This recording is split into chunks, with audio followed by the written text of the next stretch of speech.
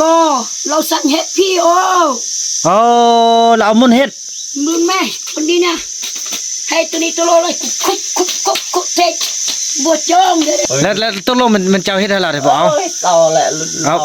บ่ดีๆว่าดีๆบ่สร้างหรอกนี่มองเราอยู่สัตว์เลี้ยงสัตว์กันจะต้นกูเป็นใจบ่แล้วผู้นี้นะจะตายก็บ่เป็นกูกลัวแล้วส่งกลับมาอยู่นี่แม่คือเก่าบ่คือบ่นี่ส่งไปบ้านอื่นเลยไปบ้านอื่นเอามานี่บ่เอามันบ่อีแม่บ่ฮับเด็ดขาดแค่นี้แล้วอีแม่บ่ฮับแล้วได้เดี๋ยวเพิ่นปวดแล้วได้แม่เด้อแน่อีแม่บ่เข้าเซอมีหยังก็ยาเต็มบ่เซอมีหยังก็บ่เซอยามเตเราเฮ็ดวิชาเซอยามไปแล้วจะคิดว่าจะป้าบ่ได้ผู้นี้นะป้าบ่ได้โอ้ตายบ่นี่ขอบใจ FC ผู้มีน้ำใจแบ่งปันเหมือนฟ้าบันดาลให้สร้างรายการนี้มาสวยเหลือคนทุกข์คนจนหรือคนด้อยกว่าด้วยแห่งศรัทธาบุญนำพาได้มาร่วมทาง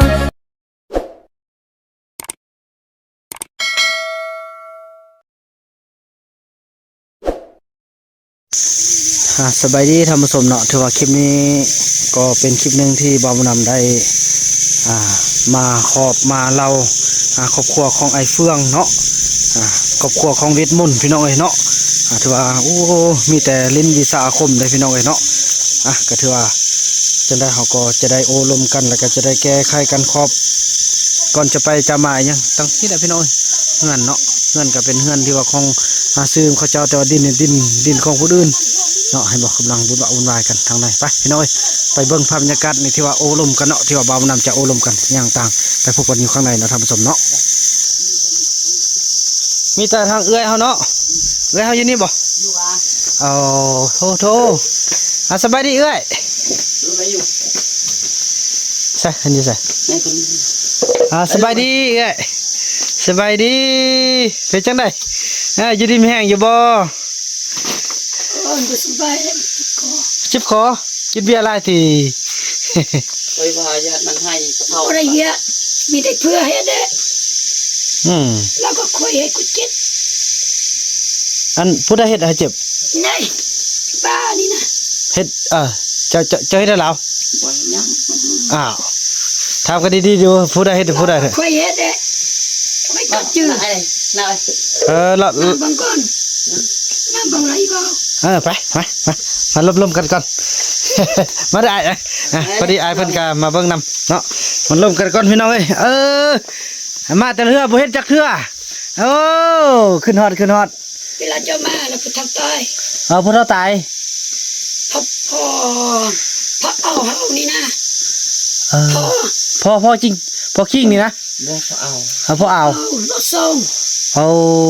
มันอยู่มอนี่กำลังเจ้าลุกมาบ่ได้ว่ามันตายเลยนี่กำลังไปเฝ้านี่กำลังเฝ้าแล้วมันตายแล้วบ่ได้มาแล้วมาแล้วเพิ่นลัดนี่แล้วมันได้เรียนกลับมาเบิ่งคืนเก็บไปมากูขึ้นมันไปแล้วอยู่พุ่นบ่มาแล้วอันนั้นถือว่าสุดแล้วนี่ไปนำอ่อนบุญส่งหันเอาบุญส่งไปอยู่พุ่นแล้วเพิ่นไปส่งแล้วนี่ก็มาส่งกลับมาส่งนี้แล้ววันนี้ไปฮอดพุ่นแล้วบอกส่งหันเดี๋ยวนี้อยากให้พ่อเบิ้งน้ำนะแล้ววันนี้เราก็สิได้มาครอบทางเอื้อยเนาะครอบทางพ่อทางแม่ว่าเอาเพิ่นนี่ไปเฝ้าแล้วก็บ่แม่นไปเฝ้าละลูกก็สิไล่เงินให้เป็นเงินเดือนนะแล้วก็ได้เงินได้คำแล้วก็มาฝากให้ทางครอบครัวเนาะแล้วซะได้ครอบครัวก็เป็นซะได้อันบ่ว่าหยังติคันเพิ่นไปหาเงินน่ะครอบครัวกูได้บุญญาแล้วญาบ่ว่าบุญญาได้ลูกนั้นลูกเต้บ่เป็นญาเรื่องนั้นเพื่อส่งคนได้เรื่อง2คนนี่เอากันบ่ได้อย่าบอกนั่นแม่พ่อเมียกันเนาะเราเป็นซะอันว่าเจ็บคอนี่ผู้ใดเฮ็ดให้เฮ็ดมื้อใดเฮ็ดมื้อใดอีกคนนี้มาแล้วได้2ปีแล้วเฮ็ดได้2ปีเวลาดีเวลาเรามึนนั่นน่ะก็กดเจ็บอันนี้เราเฮ็ดเสร็จแล้วเอามือบีบ บ่เราสั่งเฮ็ดพี่โอ โอ้เราเอามุนเฮ็ด มึงแม่คนนี้นะให้ตัวนี้ตัวโลเลยคุกเทบวชจ้องเลย โอ้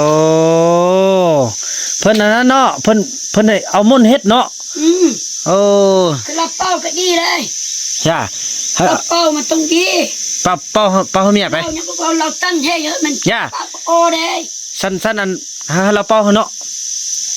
บ่มันแต่เป๋าให้เศร้าซะดิ เฮ็ดให้เสาเฮ็ดให้เราขึ้นได้บ่ฮะเฮ็ดขึ้น สัมพันธ์ผิดป้าเพื่อสบายบ่ได้เลย แล้วตกลงมันเจ้าเฮ็ดให้เราได้บ่เอา ต่อแหละ เอาเว้าดีๆว่าดี บ่สร้างหรอก ๆบ่สร้าง บ่สร้าง ตัวบ่ดีตัวบาปก็ แท้ อ่า เพิ่นสิสร้างเฮ็ดนั่นนี่ แล้วเรื่องอันเด้อเรื่องวิชาอาคมน่ะใส่ได้แต่ให้มันเกิดประโยชน์อย่าสิใส่มันอยู่ยากได้ บ่สร้างแท้เฮามันคนตามสัตว์ซื่อบ่สร้างบ่สร้าง อืม บ่เฮ็ดก็บ่เฮ็ดเท่า อย่า นั้น มัน อืม ลูกชายโดย เป็นย่างอย่ามันเราไปนั่งเจ้าเราจะมันสาไป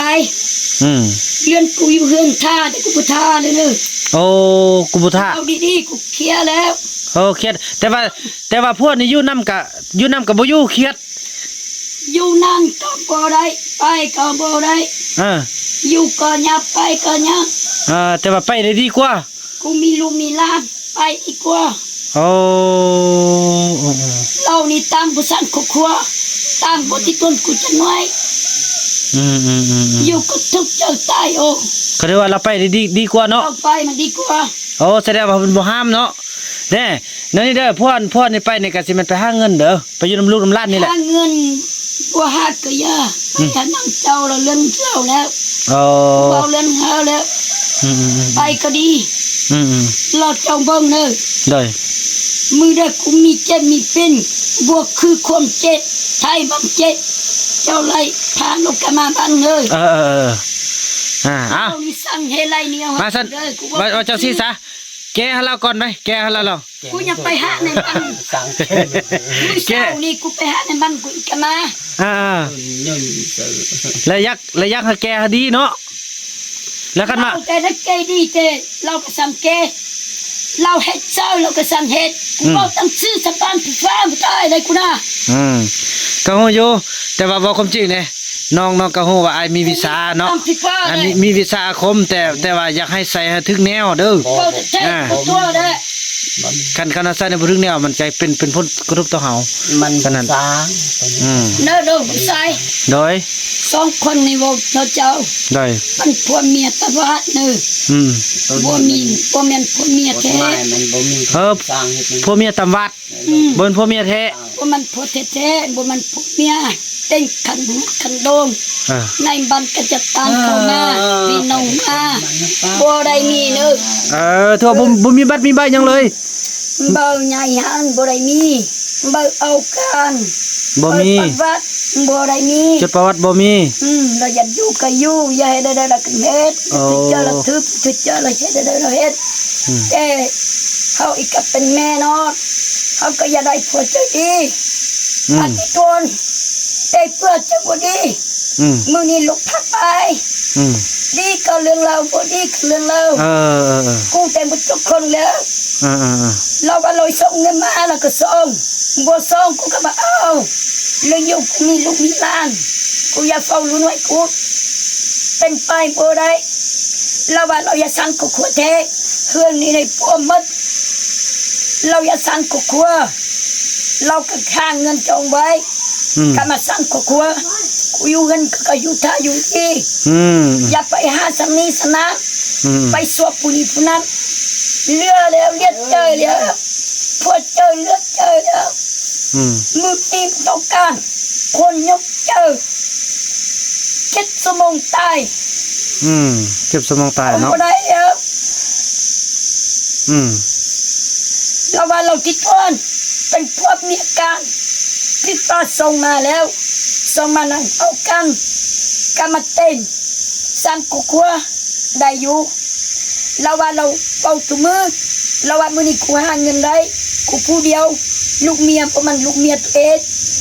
ลูกเมียเข้าซื่อๆกูมันพัดเจ้าอยู่บ่หาเงินกูก็มาเอาเล่นกูอยากกดเงินเราบดเราส่งเงินมา บ่มีเลยไปเราไปนี่แล้วกูไปเจอ โอ้ ไปทักดีทำยากับเรื่องเรากูบ่วางกูเอาเลยอีกคนเราก็ไปเถอะนึงเอาลงใส่ปัดอู้กันใส่มาเอาเงิน50,000ทุกสุ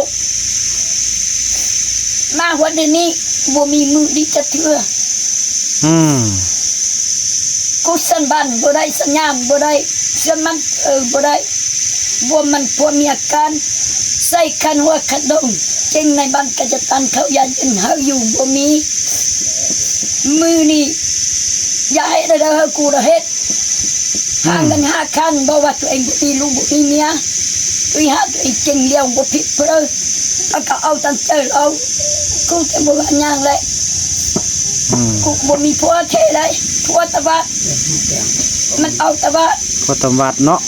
เอาตะวัดซื้อคิดตัวเจ็ดคันเฮียนกูเด้ โอ้ เจ็ดคันหัวขนมลูกสาวกูซ่อมลูกสาวเอาผัวมาแล้วเจ็ดขนมขันหัวเพื่อกันจะนั่นกูมาแล้วมือนี้เพื่อนบ่ยาได้กูแล้วกูบอกตามซื้อเลยมันกูบอกตัวเอาเงิน50,000ให้กูกันไล่2 เส้นกันไล่5 เส้นกันไล่ไล่ทุกมือนี้กูบ่ได้ไปคดีเอ็นลูกเอาไปลูกติดตามเบิ่งนี่แม่ก็ถือว่าลูกสิเอาเพิ่นไปหาเงินนะครับแม่ก็บ่ว่าหยังเนาะบ่เอาเล่นให้ลูกแล้วแต่ลูกตื้อบ้านนักกูมีจะมีเพิ่นกูโทรหาลูกคันมีจะมีเป็นแล้วโทรบอกลูกว่าให้เรามาปัวเนาะบ่เอาเราปัวเลยโทรหาลูกกูซื้อโอ้หาลูกนี่มาปัวหาเลยเนาะโอเคโทรหาลูกเด้อขอไม้เรานั่นนี่เนาะอันไอ้คันว่าเราเจ็บเราเป็นเนาะไปห้องหมอนะแล้วโทรหาบอกแล้วให้น้องนี่พาอ้ายนี่มาแล้วก็พาเราไปปัวอย่างต่างค่อยว่ากันเนาะข้าพเจ้าส่งเงินหาก็เขาส่งเงินเอาตัดเงินเดือนของอ้ายหั่นเนาะมาให้เพิ่นคันเฮาบ่ได้มาก็ส่งให้พี่น้องหั่นเฮาก็มีเบอร์ในบ้านเด้อย่างหั่นในบ้านนี่หาไปเอาเงินอยู่ห้องรถน้องไปอันเงินยังเหลือเท่าใดเอามาหมดเด้ออยู่หั่นน่ะพอเอามาไว้นี่อันลูกสินั่นเด้อลูกจะเอาเงินไว้ให้แม่ซื้อข้าวซื้อน้ำกินเด้อเพราะว่าลูกก็มีเงินอยู่เท่าใด2.5บ่นะลูกมีแต่เงินสดลูกเงินสดมีแล้วก็บ่เอากูอยู่แล้วกูหาเองเราอยู่นั่นเราก็บ่พาลูกพาเมียไปหากินเราก็อยู่สละสะเลเราไปเรากูอยู่แล้วกูหาเองเองมีลูกมีหลานสู้ๆแม่เอ้ยคันว่าอันเป็นจังได๋ล่ะก็โทรหาลูกเอาเด้อ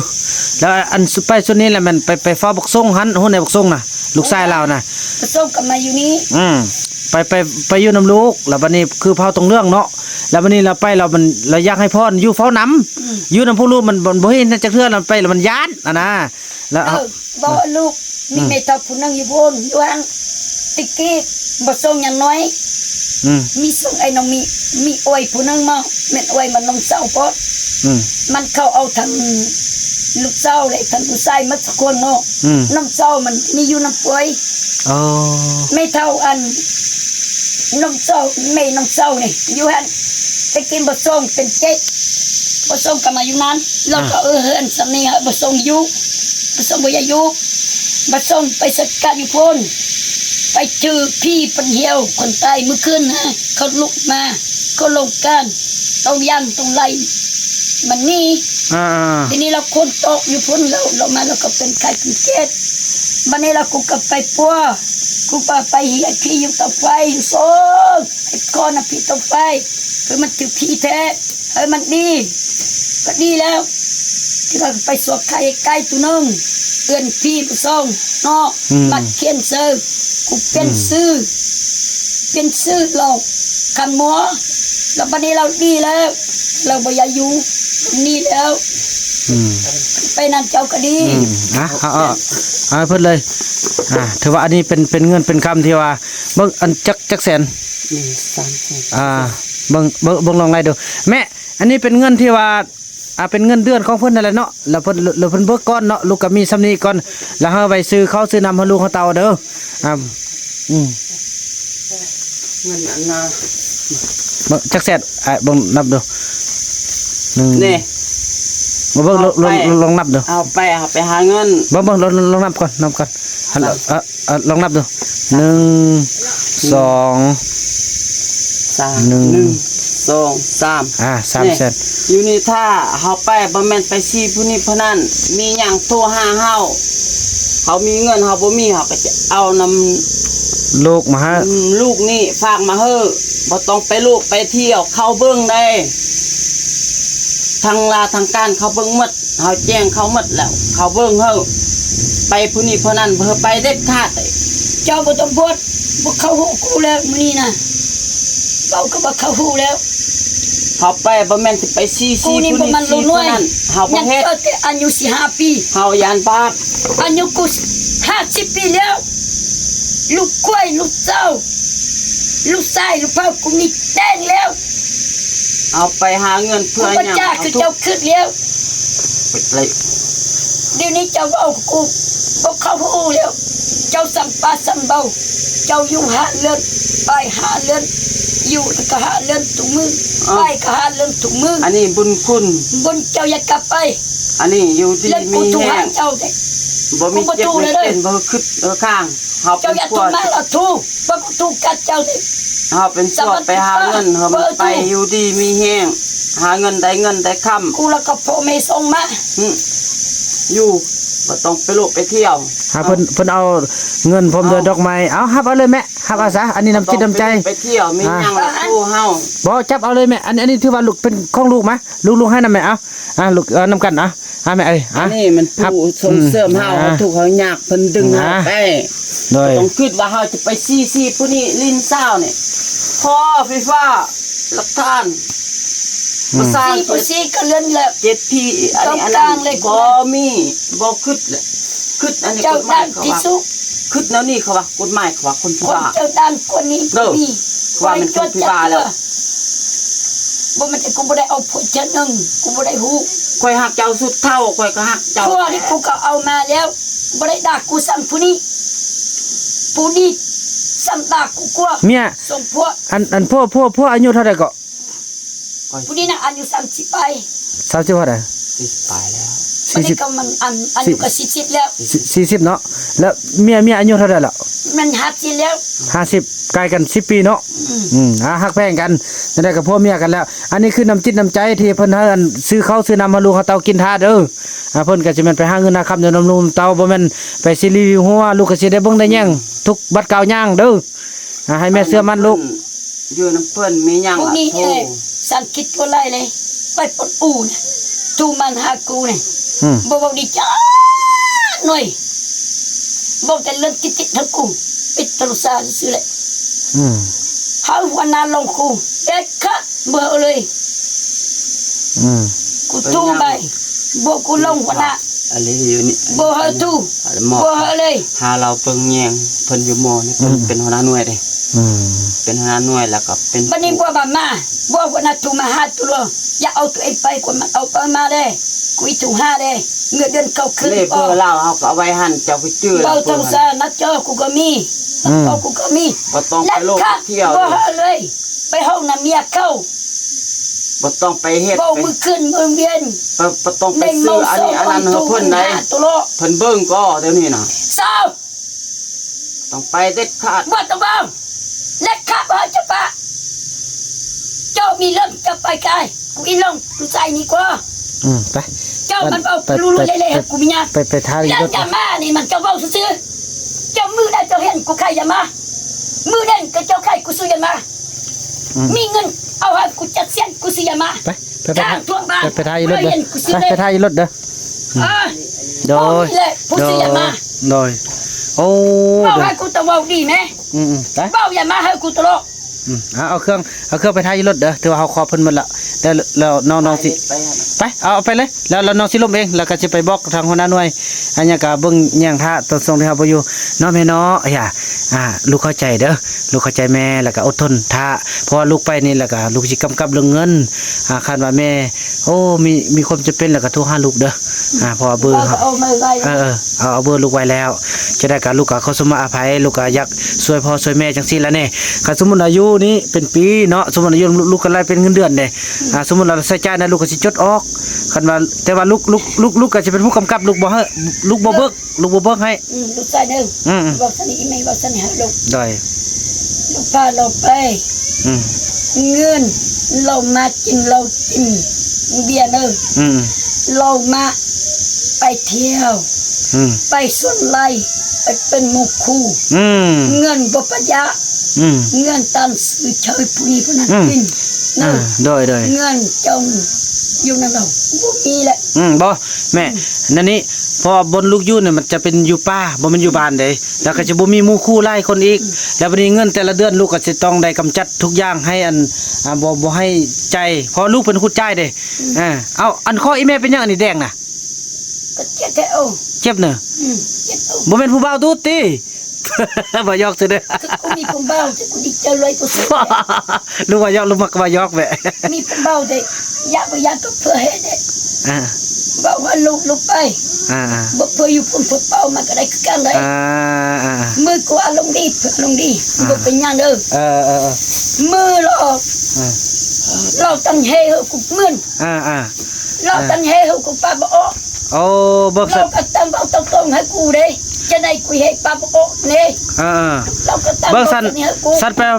เอาพูดแล้วลูกสิปัวให้เด้อลูกสิปัวน้ำลาวให้เด้อลูกสิปัวแล้วแม่ก็สิดีเด้อคันแม่เราเซอร์แท้มันบ่เราเฮ็ดแท้มันบ่ เอาใส่ตะเต้เลย โอ้เดี๋ยว เอากันยังเบาเลย สันลูกก็สิล้มหาเพิ่นนั่นหาเพิ่นเป็นครูที่ว่าปลดผู้ที่ปล่อยออกเนาะเชื่อมันลูกเด้ออ่ะ ตามไปซื้อมาเลยมา อันนี้เด้ออ้ายเด้อไอ้พี่อันนี้ก็แนะนำที่ว่าทางหัวหน้าหน่วยเนาะที่ว่าผู้หนึงที่ว่าเป็นผู้ที่ว่ากัจจตักบาลจัดให้เป็นผู้ที่ดูแลเป็นหัวหน้าหน่วยหัวหน้าบาลนะหัวหน้าหน่วยสนอของหน่วยหยังก่อนใน24เนาะฝากฟังเด้อแล้วส่วนอันผู้นี้ไปอยู่นำน้องเนาะก็สิเบิ่งที่สุดอีหยังต่างคือซอกไอ้น้องเฮาร่วมกันและเมียกับเบอร์เฮาก็มีละร่วมกันเอาหน่อยเนาะจังได๋ก็ฝากเบิ่งฝากแย่งอยู่พี่นะเมื่อวานนี้น้องก็เข้าไปหาทางในบ้านแล้วเพิ่นก็ที่สิทิศยังทางหลายอย่างจังนั้นอันก็มีเฮ็ดเลยมีผลอันนั้นก็ได้เนาะเอาเข้าใจเนาะจังซั่นแหละไอ้ก็อันนั้นได้ไอ้น้อยอยากให้อ้ายนี่โอ้ล้มทางสองผัวสองเมียนี้ว่าผัวตั้งใจไปก็ตั้งใจอยู่เฮ็ดเวียกทำได้เงินได้คำสิ่งที่บ่ดีก็ขอให้ปะให้ปล่อยบ่ไปอยู่พุ่นมันไปอยู่บ่อนที่อำนาจก็จะตั้งรัฐเป็นผู้คุ้มครองดูแลเด้แล้วก็ทางเมียอยู่พี่ก็ตั้งอกตั้งใจเลี้ยงดูลูกเต้าเฮือนนี่ก็ถือว่าเป็นเฮือนอยู่แต่ว่าดินนี่บ่แม่นเนาะเฮือนก็บ่แม่นแล้ว เพื่อนแม่ครับเอาซื้อ อันนี้กูซื้อดินเข้าซื้อเลย ซื้อเพื่อน โอ้ อันนี้ซื้อ แต่ว่าดินมันดินเขาเนาะแต่ว่าเฮือนนี่คันโพดเฮาได้ไปอยู่อื่นได้ดอกเนี่ยแล้วคันโพดแล้วจะไปอยู่ไสนี่น่ะ บ่มีเลยดีนี่นะ บ่มีเลยบ่มีบ่อยู่เลยฉะนั้นแหละฉันไอ้ก็ไปหาเงินมาละปีนึงเฮามันได้เฮือนอยู่บนได้ที่ว่าดินทางบ้านเพิ่นจะตั้งหั่นน่ะอยู่เทิงมันบ่ บอกเขาไปเอา แน่ฉันก็ นี่เราก็ต้องเฮ็ดมาละมาเลยกูบวชเราสักกะซีบ่ต้องซื้อ พวงบ่ต้องซื้อไม่บ่ต้องร้อยให้เบายายืนให้เป็นสนุกครัวเฮาในบ้านเมืองเข้าดิสวดเดียนเฮาเข้าป่าเดียนเฮาเราบ่เอาสิเจอเองให้มาละมาเลย โอ้บัดนี้แหละ เป็ สิ นสนุกครัวยังบ่ได้มี บ่มี ก็บ่ได้มี สมุนครัวเลยเดี๋ยวนี้ เรา กูยังบ่ได้เข้ามันซีนั่นเราเด้เล่นกูอยากไปเข้ามันซีนั่น แต่อันอื่นเนี่ยเข้าแล้วเนาะอันอื่นเนี่ยเข้าแล้วเนาะยังแต่ เข้าน้ำเมืองกินแท้ ยังแต่ซื่นบ่ได้เข้ากันเนาะแต่อื่น เข้าเลยแหละ แต่อื่นเข้าแล้วเนาะ ได้ตั้งบ้านมีกระตั้งเลยกระตั้งแต่มีซื้ออยู่เลยเข้าแล้ว แน่เพิ่นว่าซื่อนี่บ่ได้เข้ากันเด้เพิ่นน่ะแต่อื่นนี่เข้าแล้วเนาะ จดแล้วเอาแซ่บ เจ้านี่ก็ยังบ่เข้ากัน เจ้าเจ้าบ่เข้ากัน เจ้าก็บ่เข้ากัน แต่อื่นนี่เข้าแล้วติ คนอื่นก็บ่เข้า ตัวเตอย่าตัวลูกตัวหลานแม่ อย่าตัวลูกแม่ คือมันเข้ากันแล้วบ่พิการเข้ากันมันหากันมีอันก็เข้าเจ้าก็บ่เข้าคือเจ้าเข้ามีคนสุข เอาอีกยอมเงินมันอีน้อยเนี่ยไปป่าแล้วไปแล้ว ไปแล้วนั่นน่ะแม่เด้อลูกก็สิเบิ่งแย่งทุกอย่างบ่แม่อันนี้ถือว่าแม่ อันนี้ถือว่า เจ็บคอ อั อั นนี้ถือว่ากินน้ำลูกอ่ะกินน้ำลูกบ้านนึงเอาแม่ ก็กูบ่อยากกิน เพิ่นพัวเหรอเอากินแม่ให้กินบ่อยากกินแล้ว บอกไปเยี่ยม กินซะ เป่านิดนึงไป ไปซอกมันยังมาเฮ็ดได้บ่ได้เด้ไปอยู่น้ำอยู่น้ำพูนเป็นบ่อนที่ว่าไปสร้างคนได้บ่มาทำลายได้ อันนี้อันนั้นท วิชาคมเนี่ยกับปะทิมได้มันย้อนวิชาคมเรื่องจะได้อยู่เดี๋ยวนี้หั่นน่ะลูกจะว่าจะผู้เสือจะเป็นเฮียนผู้เฒ่าผู้นึงงานลูกมาผู้เฒ่าบ่มาลูกผู้นี้ต้องเฮ็ดได้ลูกได้เป็นเมียแหละ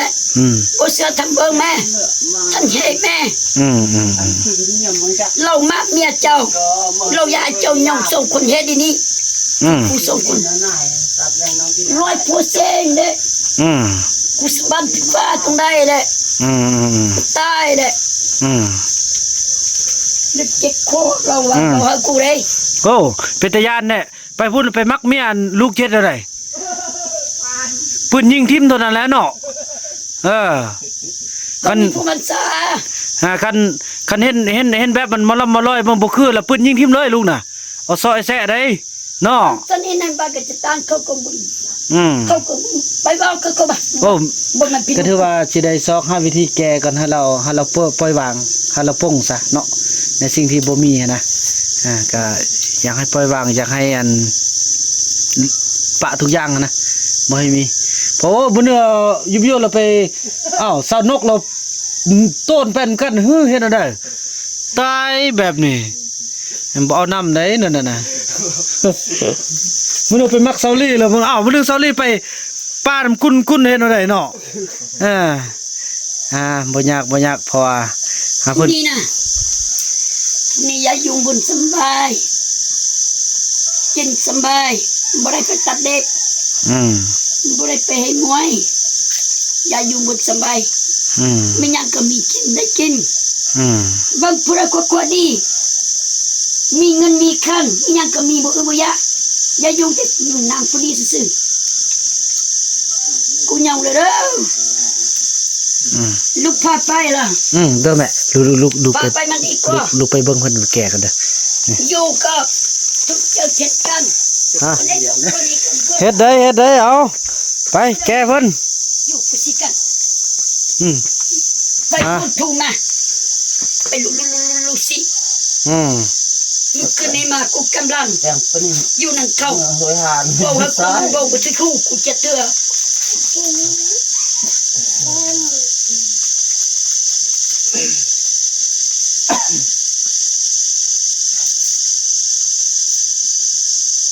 กลาง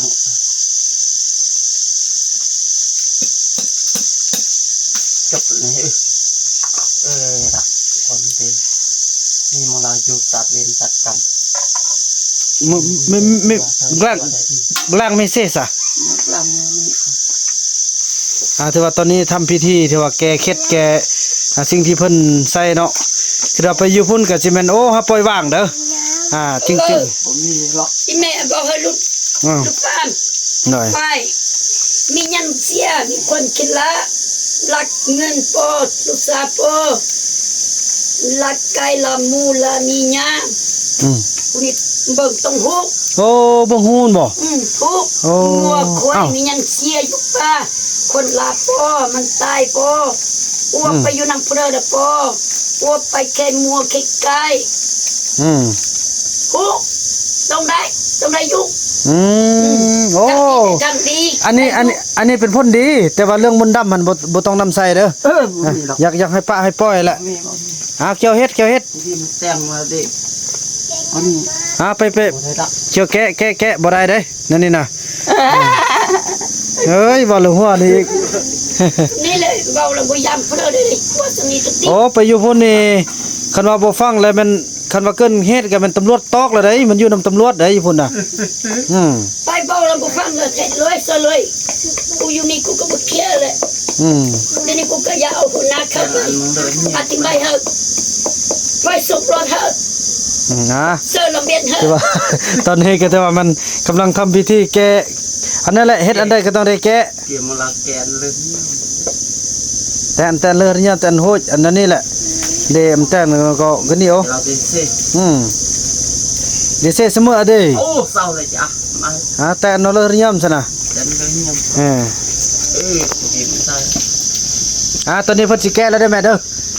เพิ่นเช็ดให้ดีละบัดนี้นะจะแก้มึงจะเสิร์ฟกันอีมพูด บ่คันได้แม่ลูกเบิ่งคันได้แม่เป็นยังไงก่อนคันว่าเราบ่แก้แล้วลูกก็สิบ่เอาอยู่นำลูกก็สิบ่เอาอยู่นำได้ ทีนี้กูก็เจ็ดอันนี้กูก็เจ็ดไปกูเลย น่ะ กูไปเจาะเขาในเขาไปตะบะมันก็ข้อเลยนี่ เด็กคำนวณมา กูก็ยังไปเนี่ย แดงมาหมด มันอยู่ในกูจะต้นกูเป็นใจบ่กันแล้วผู้นี้นะจะตายก็กูเป็นกูกลัวแล้วกูก็มีลูกสาวลูกกล้วยลูกเพิ่มกูก็มีมันได้กูเจ๊กูอีกตายถูกหักเขาส่งเงินมันโอ้เอ็นผู้นี้เลยอยากกลัวกูเธอนึงบ่จดจะเธอเลยไปนั่นลูกละลูกก็ติดตามเบิ่งไปมันเป็นคนดีบ่ดีเขา คันบ่ดีลูกก็ได้ส่งกลับมาอยู่นี่แม่คือเก่า บ่คือบ่ดีลูกส่งไปบ้านอื่นเด้อ ไปมันอื่นเอามานี่บ่เอามันบ่อีแม่บ่ฮับเด็ดขาด ค่ะบ่แค่นี้แล้ว อีแม่บ่ฮับแล้วได้เดี๋ยวเพิ่นปวดแล้วได้แม่เด้อแน่ลูกสิเบิ่งคันว่าอีแม่บ่ดีแล้วโทรบอกลูกคันแม่นเราเฮ็ดเนาะคันว่าเดี๋ยวนี้เรามาแก้แล้วเนาะคันว่าต้องดีเนาะใส่ได้แค่นได้แล้วบ่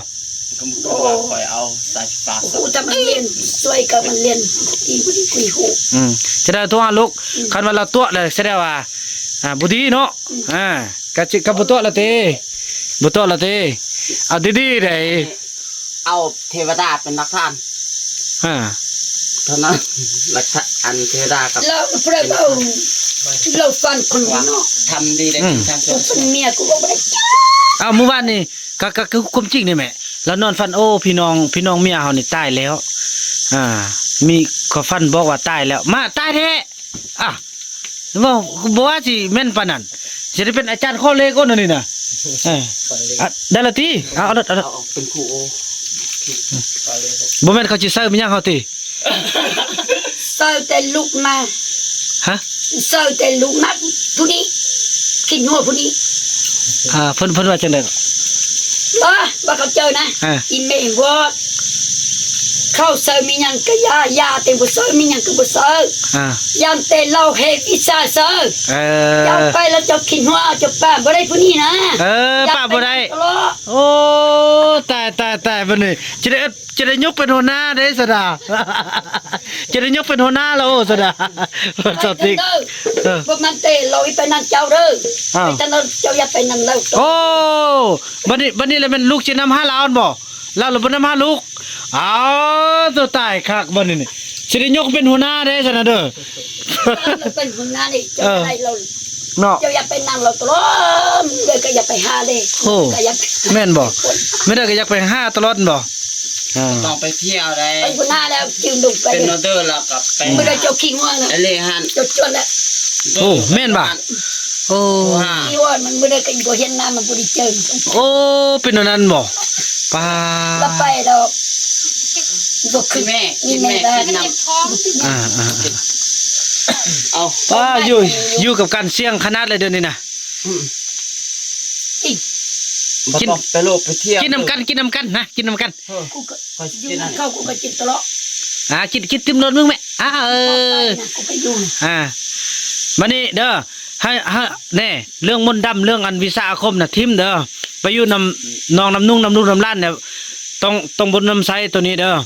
ไซแต่แห่งงานแลกเงินเท่านั้นเท่านั้นแหละคันจีซ่าเราใส่เอาสมาธิเอาเลขคันการสร้างเสื้ออะไรอยากให้มันถึกเลขแหวตื่นมาสร้าง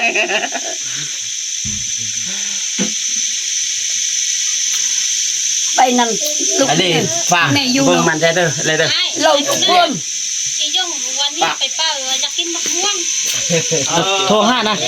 นี่แล้วบอกย่งนะนี่แล้วอยากย่งเนี่ยโทรศัพท์แล้วโทรศัพท์อยู่ใส่มีจอสอง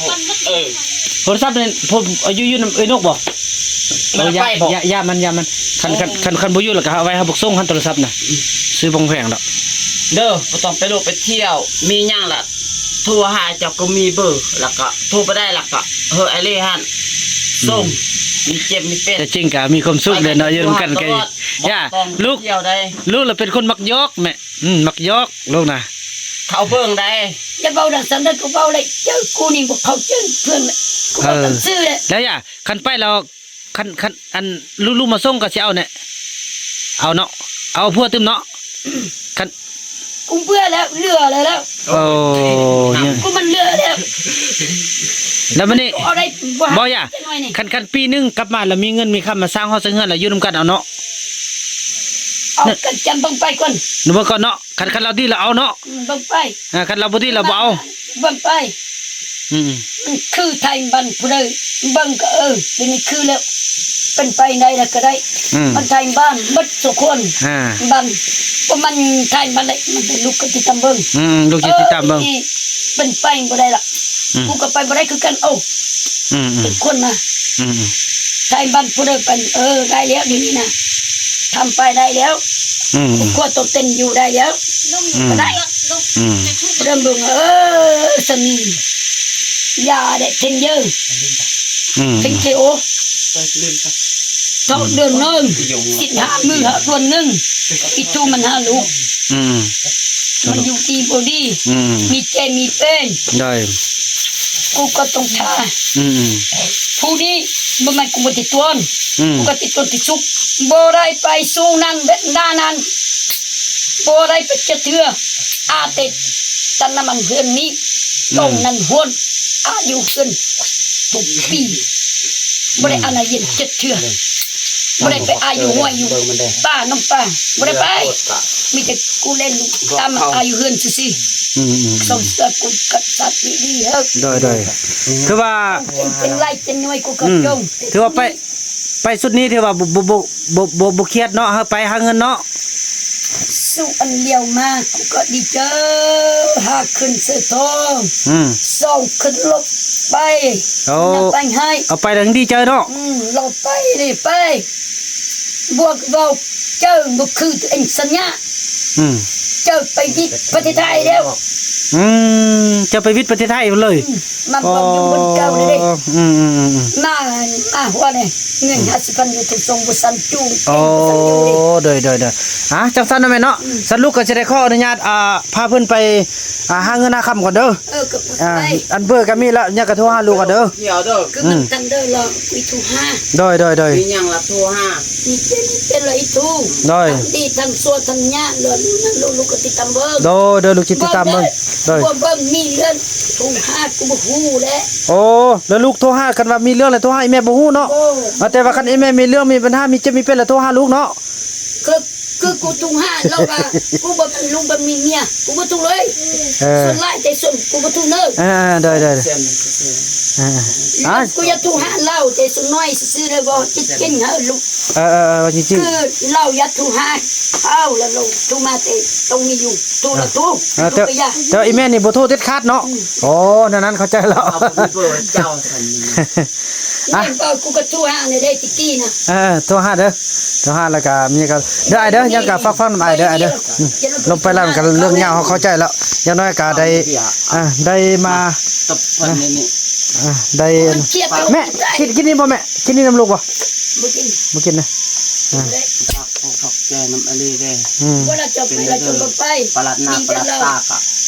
เราอยู่นานลูกเรามีเจ็บมีเป็นทูห้ากูก็เบิ่งคือกัน โอ้เน่คันเราเจ็บเราเป็นแล้วก็โทรหาเมียก็เบิ่งคือกันแน่ กูก็เบิ่งคือกัน เราก็ยังฮักได้ อย่าปวดซะนะกูก็บ่สั่นปัวกูก็สั่นเฮปี้อยู่นั่นอยู่ต่อไฟเบิ่งเรา โอ้ ไปนี่สั่งเป้าไปหัวพี่ป้าส่งบ่ส่ง โอ้ มีเป็นอยู่มีหยังถือพี่ถือมีหยัง โอ้แน่คันว่า เรานี่กูบักเราก็ดีหลายเชื่อเลย เวลาเราเจ็บทางกงเจ็บทางไข่นะเป็นบักเจ็บมือเลยนะบัวมีกู บัดเจ็บแล้วเราก็สิวอน้ำตาฟรีตาไฟแล้วก็ส่งขึ้นฟ้าแล้วก็ส่งไปปัวเราเนี่ยเราก็สร้างปัวเด้บัวเราดีหลายเชื่อเลยนี่ น่าได้นับถือกันเด้อฮักแพงกันเด้อมาแม่เบิ่งกันซะละบ่อันนี้น้ำลูกจอกๆเด้อเด้อตำจอกกันโอ้ฮักแพงกันแม่เอ้ยนะ กูนะตู้ลูกชายกูก็เป็นเบาแล้วคือเราอยากเป็นเมียเฮาเราอยากสร้างกูครัวมันนั่นเยอะกับติดตัวเราคือกัน เป็นเราสลัดเทคนิคกูนะ อืม เราบุบแต่มัน